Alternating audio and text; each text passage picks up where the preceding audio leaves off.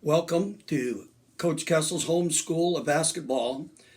Today, the message may seem a little bit premature, but we do have quite a few talented basketball players in the Kessel Heat basketball program. But let me start with this. And again, hopefully everyone is doing well. But in the game of basketball, they have these guys running around in the black and white stripes. Some people call them zebras. We call them basketball referees. The reason you have a referee is because they have to adhere to the rules. They have to make sure the players pay attention to the rules, adhere to the rules, and they enforce the rules. So with that in mind, people, I hope all of you are listening to the rules of social distancing. And remember, nobody is an immortal. So bottom line is, people, we want to make sure that you are following the rules, stay at home, listen to your mom and dad, and do the right thing. But I do want to talk to you today. This message is pretty much basically to some of our top 16U, 15, 14, 13U basketball players. I, in particular, will be coaching our top 16U girls basketball team this year. And yes, we will be having a season.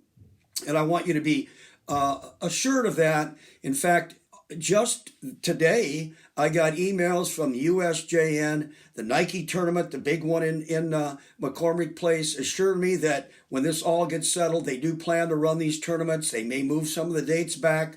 I know the girls basketball USJN tournament that is scheduled for Milwaukee on April 14th, 15th. I'm sure that will not go.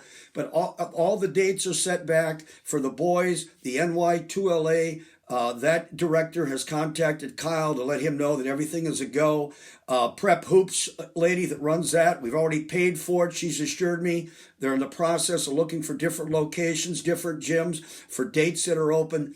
Everything seems to be a go. Good Lord willing, we'll hopefully have basketball in about a month. The other thing I want to talk to you about, especially you players that have college aspirations, and right now I'm basically talking about our 16U, 17U players.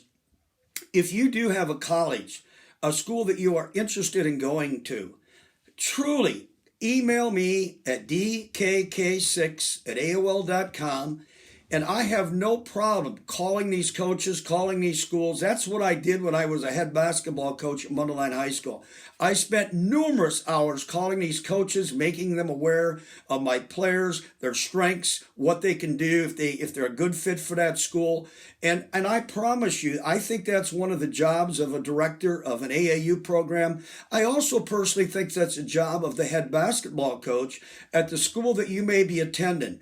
But I remember when I was coaching in the North Suburban and we had our all-conference meeting at the end of the year, I was probably the only coach in that room that honestly thought that was a part of the job of the head coach. Many of them thought, you know what, if my player is good enough, these colleges are going to know about him. And I don't agree with that. I think that we have to make colleges aware of our players, what their strengths are, if they have interest in you. So again, if you want to take the time, I've offered this before and hardly anybody has taken me up on it, that's fine. But if you do have aspirations to play college basketball, people, I might be old, but I still have a lot of contacts with a lot of colleges.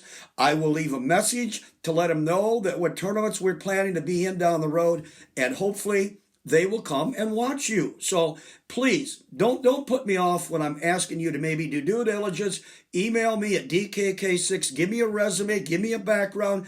Again, it's pretty hard to play college basketball if you're not at least all conference. So keep that in mind, okay? But I want you to, when you think about colleges, be realistic in where you can play. As much as I'd love to think that we got a lot of boys that can play at Duke and a lot of gals that could play at Connecticut, I'm not so sure we do. So be realistic, okay? And where you think you can play. You want to consider when it gets down to it, when you're considering a school, how much interest has that school really paid in you? How much time has the coach taken to call you, tell you that he needs you? That's something to look at. Here's one of the important things. Keep in mind, I had 4 kids that played college, 3 girls that played college volleyball, a son that played at Texas A&M. People, it's very important to know what position or what year in school is, my mistake. What year in school the player is that plays your position. If you're a point guard and if you're looking to go to a school and the starting point guard for that team that year was a sophomore, that is a huge red flag. You don't want to go there. Take a look at the school. Make sure they're at least a junior, senior that is playing in the position that you desire, if it be, small forward or whatever. The second thing, not as important, but you know what? Does the school, well, actually, this is important. Does the school have the right curriculum for you? Does it allow you to pursue the degree that you want to get? Because people, let's be honest, very few people play in the pros. Very few play pro basketball. When you get done with your college career, you're going to make a living doing something, and you want to make sure that that school that you are attending has the curriculum that is going to work for you.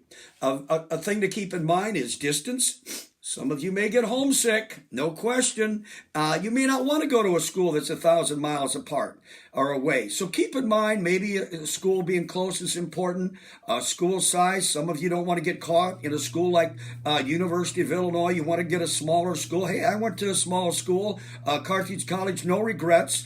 But you know what? Look at the size that you might be interested in. Very important one. And I may have made a mistake with my own son, Kyle. As you know, Kyle was very talented, had a lot of opportunities, and he ended up going to Texas A&M. And after the first year, it became pretty apparent to me that the style of play that Tony Baroni wanted to play at Texas A&M, walk the ball down the floor, make 5 or 6 passes on a 35-second shot clock, 30 seconds, they look for a shot, and all of a sudden you're caught in a bailout shot. No. I wanted an up-tempo. Kyle was on a team of mine that averaged 84 points a game his senior year. I was hoping that he was going to play up-tempo at Texas A&M. Unfortunately, it didn't work out that. So you know what? You guys be smarter. Find the style of play that's conducive and fits your style. And then, again, I think in leaving it, and I try to make these videos short. I don't want to, linger on. But again, how about your visit? Did you feel comfortable with the people that you stayed with the people you interacted with, your teammates? You're going to be family, just like Kessel Heat people are family. You got to feel comfortable. You got to feel good with them. And this is something to look into as well as when you go visit these schools. All right, I'm looking forward to some nice videos this week. We're going to talk about some of the ways that we break down things, and we have our basketball camps, how they're important, how you get the proper learning. We're going to go over some conditioning things that you can do while you're at home. Hey, hopefully you're obeying the rules. You're listening to that referee. You're not fouling. You're not getting too close to anybody. No contact. Anyhow, hopefully this will be a good week of learning at the Kessel School. I know most of you are on a regular spring break. Anyhow, enjoy it. But if you get a chance, tune in. 8, 9, 10 minutes of hopefully something to make you a better basketball player. And that's my final thought. What are you going to do today to make yourself a better basketball player? All right, stay safe and talk to you tomorrow.